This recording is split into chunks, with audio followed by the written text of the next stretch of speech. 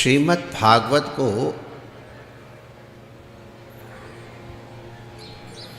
भगवान श्री रमण बिहारी का वाङ्मय विग्रह कहा जाता है।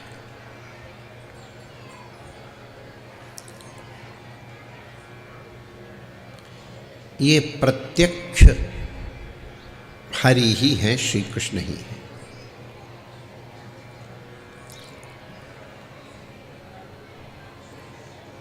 कृष्णावतार के अनंतर ऐसी परंपरा है कि भगवान क्षीर सागर में नहीं पधारे,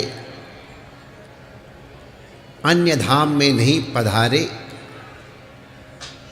इस भागवत अरणों में आकर के विराजमान हो गए, इसी रूप में स्थापित हो गए। तेनेयं वाङ्मयी मूर्ति प्रत्यक्षा विद्यते हरि। ये भगवान हरि का वाङ्मय विग्रह है, शब्दमय विग्रह है। भगवान की मूर्ति जैसे पाषाणमयी होती है, मृणमयी होती है, धातुमयी होती है, उसी प्रकार से ये श्रीमद् भागवत भगवान का वाङ्मय विग्रह है। वाङ्मय माने शब्दात्मक विग्रह है। श्रीमद् भागवत को श्रीमद् भागवत के प्रमाण के अनुसार ही निवेदन किया जा रहा है। आध्यात्म दीप कहा गया है। श्रीमद् भागवत अध्यात्म दीप है।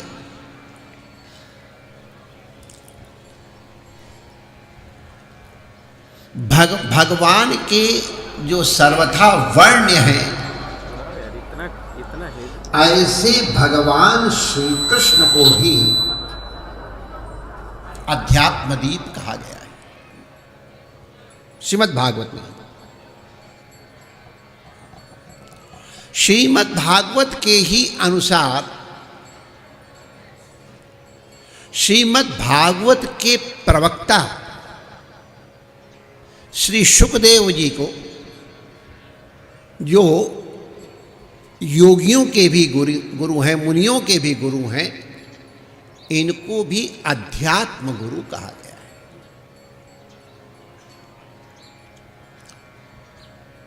श्रीमद् भागवत अध्यात्म गुरु है। उनके भागवत के वर्ण भी, श्री कृष्ण भी अध्यात्म दीप हैं। और श्रीमद् भागवत के प्रवाचक भगवान श्री शुकदेव भी अध्यात्म दीप। अध्यात्म दीप का तात्पर्य क्या है? बहुत सामान्य सा, अधिमाने में आत्मनि,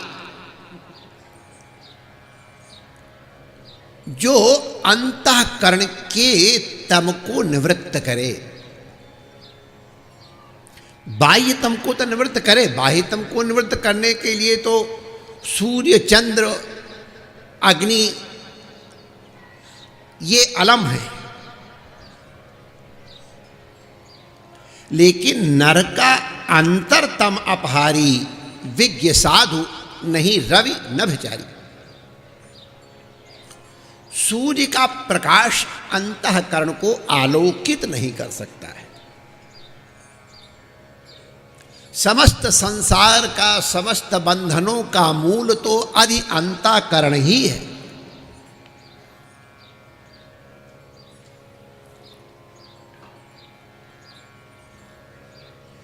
ये मोह, ये काम, ये क्रोध, ये अंतःकरण में विराजते। अज्ञान अंतःकरण में है। अविद्या अंतःकरण में है।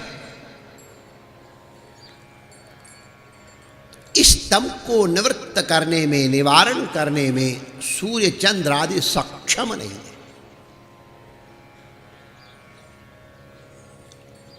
उसके लिए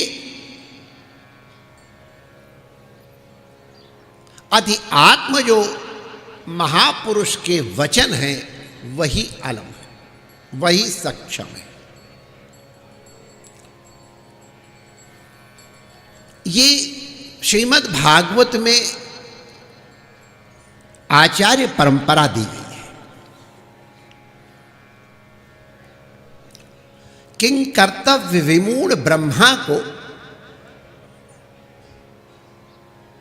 भगवान श्री नारायण श्री हरि ने, जो स्वयं अध्यात्म दीप है,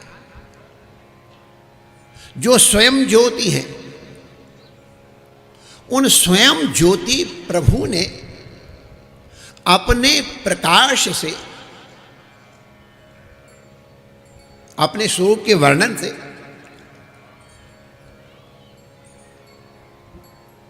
हमारी परंपरा में कहें महावाक्य उपदेश से, उस पर हम अभी आते हैं।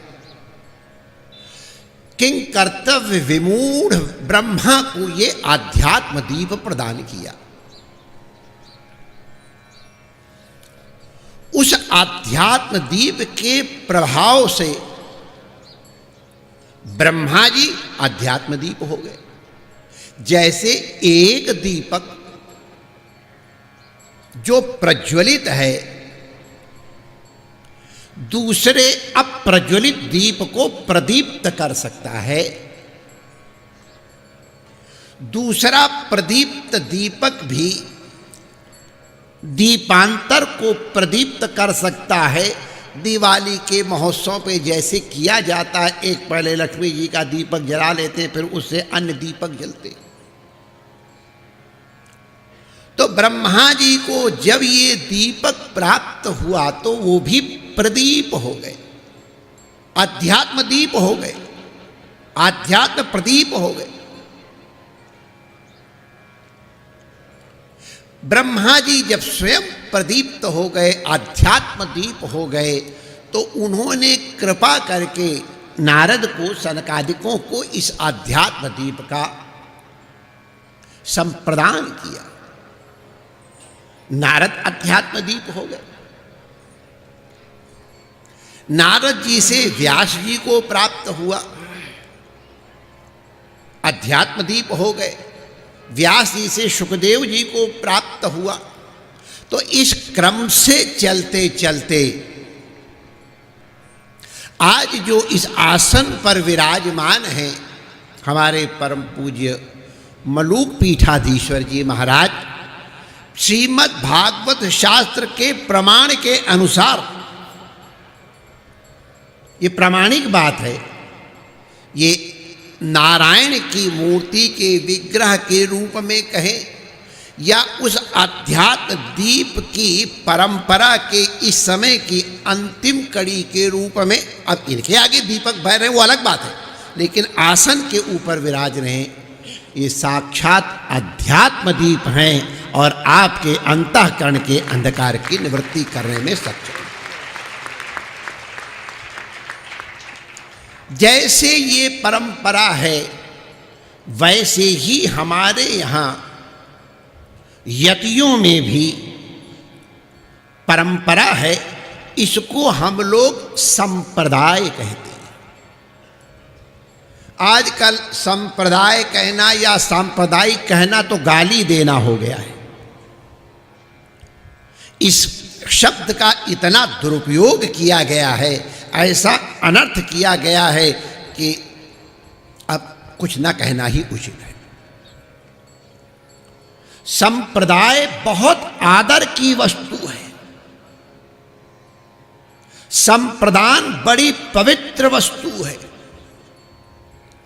जो सम्यक प्रकार से प्रदान किया जाए, ऐसी परंपरा, ऐसी क्रिया को संप्रदान कहा जाता है और उस परंपरा को संप्रदाय कहा जाता है। जैसे नारायणम पद्म भवम वशिष्ठम शक्तिम च तत्पुत्र पराशरम च इत्यादि।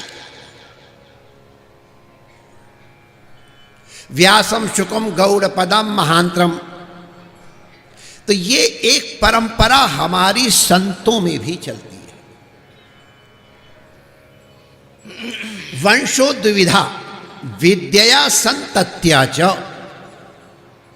दो प्रकार से संतति चलती है, वंश चलता है। एक बिंदु की परंपरा है, पिता से पुत्र, पुत्र से पौत्र, पौत्र से प्रपौत्र, इस क्रम से। और एक नाद की परंपरा है, शब्द की परंपरा है। शास्त्र की शब्द की परंपरा अधिक होती है, शास्त्र उसमें अंतर्निहित है। शब्द की परंपरा है। शब्द की परंपरा का आशय क्या है? गुरु ने अपने शिष्य को ज्ञान या शब्द प्रदान किया, महावाक्य प्रदान किया। शिष्य ने उसको धारण किया, सजीव किया, चेतन किया और उत्तम अधिकारी शिष्य को प्रदान किया। उस शिष्य ने भी आगे परंपरा चलाई। भाग्यशाली परंपरा होती जो अक्षुण्ण बनी रहती है। आज हम मढ़ी के ये नए कलेवर के कृष्णार्पण करने के सद्गुरु अर्पण महोत्सव में सम्मिलित हुए, ये भी एक परंपरा है। भगवान नारायण चूंकि स्वयं ज्योति हैं, स्वयं प्रकाश हैं, इस परंपरा के आदि वो हैं। वो जिस रूप में प्रस्तुत करना चाहें, हंसावतार के रूप में हो जाए, हरि के अवतार के रूप में, जो उनका अभीष्ट हो। तो वहां से नारायणम पद्मभवम माने ब्रह्मा, वशिष्ठम उनके पुत्र वशिष्ठ। तो इस प्रकार से जो परंपरा चली, उस परंपरा में भगवान आद्य जगत गुरु शंकराचार्य जी मध्य में होते हैं। जैसा अभी हमने आप लोगों के सामने निवेदन किया, उस स्वयं प्रकाश ने वो प्रकाश ब्रह्मा को प्रदान किया। हमारी इस परंपरा में ब्रह्मा जी ने वशिष्ठ जी को दिया, पराशर जी को दिया, इत्यादि से ये कर्म चला है। व्यासम शुकम गौड़ पदम महांतम योगीन्द्र मोगिन्द्र शिष्यम श्री शंकराचार्य मथास्य पद्मा पादम चाहस्ता मलकम तत् इत्यादि ये परंपरा। तो इसमें भी प्रकाश उन्हीं आध्यात्म गुरु, आध्यात्म पुरुष भगवान नारायण का ही है। वो परंपरा क्रमशः जैसे हमने आप लोगों के सामने स्मरण कराई, वो परंपरा भगवान शंकराचार्य तक पहुंची। भगवान शंकराचार्य जी ने अपने 4 शिष्य और उसके बाद उनके शिष्य शिष्य परंपरा से क्रमशः इस क्षेत्र का सौभाग्य है। उस परंपरा के एक बड़ी ज्वलंत कड़ी पूज्य बुद्धगिरि जी महाराज, जो इस क्षेत्र के सिद्ध महापुरुष, जीवंत समाधि लेने वाले महापुरुष, जिनकी महिमा से आप लोग सब परिचित हैं, वहां तक ये परंपरा आई। इस परंपरा में कल हम जब अंदर दर्शन कर रहे थे पूज्य महाराज जी के अनुग्रह से, तो हमको प्रसन्नता हुई कि पूज्य बुद्धगिरि जी महाराज को उनके सदगुरु के पास ले जाने में, सदगुरुपसत्ति में हेतु गौ माता थी। गौ माता उनको ले गई गुरु के पास। स्वामी विवेकानंद जी महाराज, उनके गुरु थे रामकृष्ण परमहंस देव जी। तो उनके दीक्षा गुरु थे श्री तोतापुरी जी। वो वेदांत के कट्टर उपासक। तो वो ये कहते थे, क्या तुम माया के चक्कर में, नाम रूप के चक्कर में पड़े हो? वो ताली बजा की तक क्या रोटी बना रहा है क्या? इस तरह रामकृष्ण परमहंसदेव जी का उपहास उड़ाते थे। फिर पीछे रामकृष्ण जी की भी कृपा हो गई अपने, क्योंकि साक्षात भगवत रूप ही थे, इसलिए वो एक कथांतर है, हम विशेष समय नहीं लेंगे। लेकिन रामकृष्ण परमहंसदेव कहते थे, इसको माया माया नहीं कहना, माया परब्रह्म परमात्मा की अपनी शक्ति है। माया ने ही आवरण कर रखा है। जब माया चाहेगी आवरण का निवारण कर देगी, आवरण के निवृत्त होते ही साक्षात्कार हो जाए। तो भगवती पराम्बा, उनकी कृपा से उपासना यही तो है, मल विक्षेप और आवरण। तो मल और विक्षेप साधक अपने श्रम से, और ये आवरण की निवृत्ति ये सद्गुरु की कृपा से महामाया करती। तो जैसे ही आवरण की निवृत्ति होती है तो परमात्मा की अभेयता अनुभूति हो जाती। तो ये उपनिषद में भी आया है, कथा है, केनोपनिषद की आख्यायिका है। जब इंद्रादि देवताओं को व्यामोह हुआ था, अभिमान हुआ था, तो उस समय ये पराम्बा भगवती ही, हैमवती पराम्बा भगवती ने आकर के इंद्र के अज्ञान की निवृत्ति की थी। पराम्बा भगवती वो ही हमारी शक्ति है, हमारी जननी है। जैसे जननी अपने कल्याण के लिए अपने पुत्र को दुग्धपान भी कराती है और उसे शब्दोपदेश भी देती है, उसी प्रकार पराम्बा भगवती जगत जननी है। वही जगत जननी कभी हैमवती के रूप में और कभी यहाँ हिंगलाज माता के रूप में विद्यमान हो करके हमको उस परमात्मा का अभेद साक्षात्कार कराती। वही पराम्बा जिसे हम हिंगलाज माता के रूप में, ये हिंगलाज का स्थान आप लोगों को बता दूं, अब विभाजन के अनंतर वर्तमान पाकिस्तान में चला गया है। माता रानी की हम आपको बता दें, हम भी परंपरा से हिंगलाज के उपासक है। हमारी इष्ट देवी हिंगलाज माता, इसीलिए तो कल हमको बहुत विशेष आनंद हुआ कि ये तो एक हमारा ही परंपरा हो।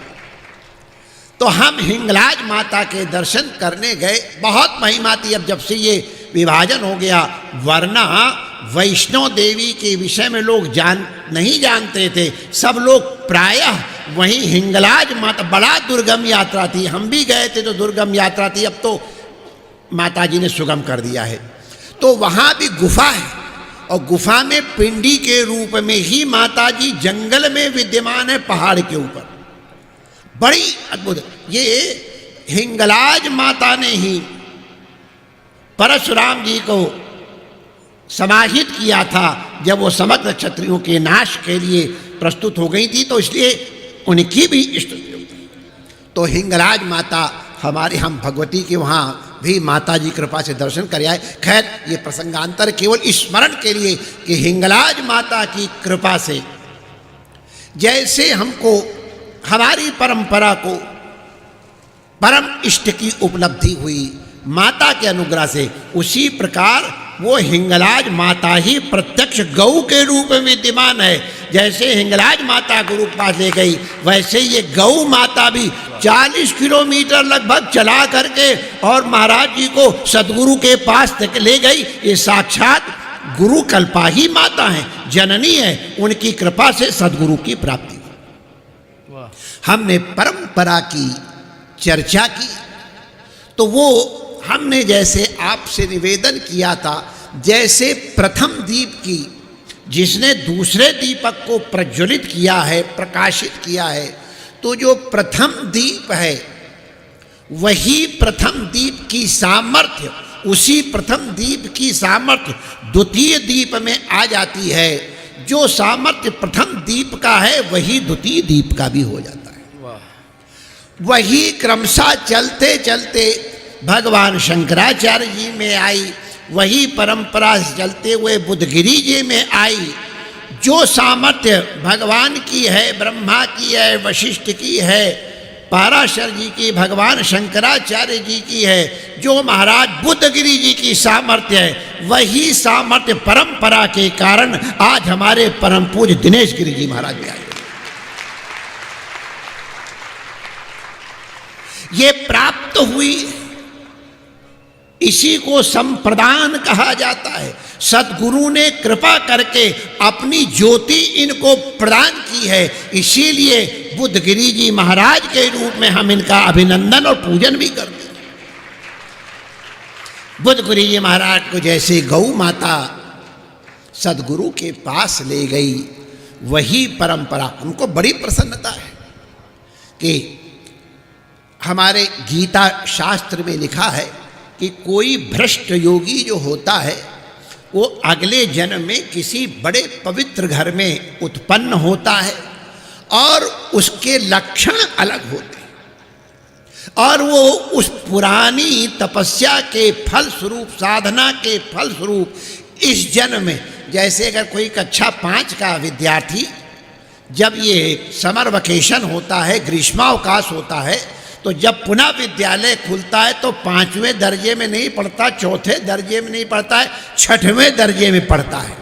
तो उसी प्रकार हमारे ये महापुरुष भी, ये जितने महापुरुष, एक जन्म की तपस्या है, ऐसी साधना एक जन्म में समझ, क्या तेजस्वी सब विग्रह आपके सामने बैठे ऐसे ही बन गए, क्या रोज बादाम का हलवा ही खाते जो इनका चेहरा चमक रहा है? अरे इनके अंदर भजन का तेज है जो प्रकाशित हो रहा है। तो ये एक जन्म का नहीं है, अनेक जन्म संसिद्धे ततो याति पराम गति। तो पूर्व जन्म की साधना रही होगी। ये जैसे धुएं को देख करके अग्नि का अनुमान होता है, उसी प्रकार परम पूज्य दिनेश गिरी जी के विषय में जान करके अनुमान होता है। धुएं को देख के जैसे अग्नि का अनुमान होता है कि इन्होंने पूर्व जन्म में अवश्य ही साधना की होगी, नहीं परिपूर्णता प्राप्त हुई, इस जन्म को ग्रहण किया और पैदा होते ही गोद में ही अभी अपने आप कैसा तेज था वो तो हमने उसमें देखा। विद्यार्थी काल का भी चित्र देखा, विद्यार्थियों के साथ खड़े हुए हैं तो उनके चेहरे का प्रकाश सारे विद्यार्थियों से अलग। मैंने कहा ठीक है, योगी का प्रकाश तो अलग होता ही है। तो महाराज का चित्र वहां विद्यालय में देखा, अलग से प्रकाशमान। बालकपन से ही, ऐसे हमारे यहाँ का बालकपन से हरि भजन, जो बचपन से ही उत्पन्न होते ही भगवान की सेवा में लग जाएं तो उनकी महिमा का तो क्या कहना। हम क्योंकि हमारे पास उनका भाव अलग है, हमको कहने में बड़ा संकोच हो रहा है। बहुत कहना चाहता हूँ, कहना चाहिए, लेकिन नहीं कह पा रहा हूँ। लेकिन हमको प्रसन्नता है कि जिस प्रकार से इनका नाम है, प्रकाश देने वाला, जो अंधकार की निवृत्ति करने वाला प्रकाश है, तो अपने नाम को ये सार्थक कर रहे हैं। इस अल्पायु में भी गुरु की कृपा से इन्होंने कितने दिव्य दिव्य कार्य किए हैं। ऐसा दिव्य भवन निर्माण किया गौ माता की सेवा के लिए, तो अगर समग्र राजस्थान में आप अग्रणी माने जाते हैं। संतों की सेवा में किस प्रकार से निष्ठा है, हमको अति प्रसन्नता है।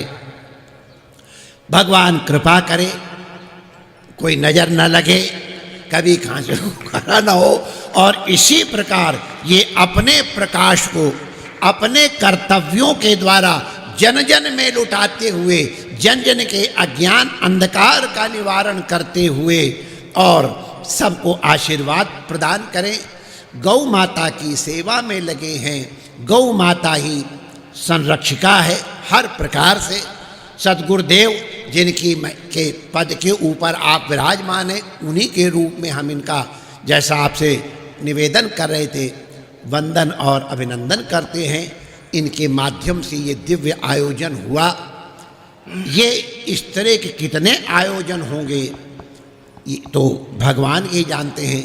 लेकिन अध्यात्म दीप होने के कारण जो हमने चर्चा चलाई कितने युवकों के अंतःकरण में इन्होंने साधु सेवा, गौ सेवा का प्रकाश प्रदान किया है। ये अंतःकरण के दिनेश हैं, अंतःकरण के दीपक हैं। हम इनका बहुत बहुत अभिनंदन करते हैं। या बेटा शाल दे दो। हम अपने हृदय का भाव इनको ये दुपट्टा ओढ़ा करके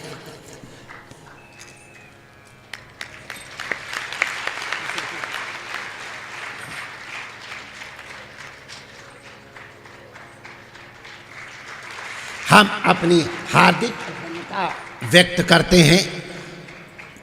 इस आध्यात्म दीप की चर्चा के माध्यम से जो भगवान का गुणगान हुआ, अध्यात्म दीप श्री कृष्ण, श्री सुखदेव जी, व्यास जी, सद्गुरुदेव के गुणगान हुए।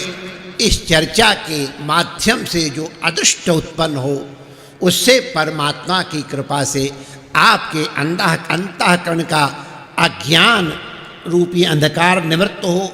आप संत सेवा, गौ सेवा, भगवत सेवा, अतिथि सेवा, राष्ट्र सेवा, धर्म सेवा में और अधिक प्रवृत्त हों। इसी कामना के साथ पूज्य व्यास आसन से, समग्र आचार्य जन से, संतों महापुरुषों से और आप सब जो सिया राम में सब जग हैं, उन सब से अपनी वाणी को प्रणाम करते हुए अपनी वाणी को विराम देने की अनुमति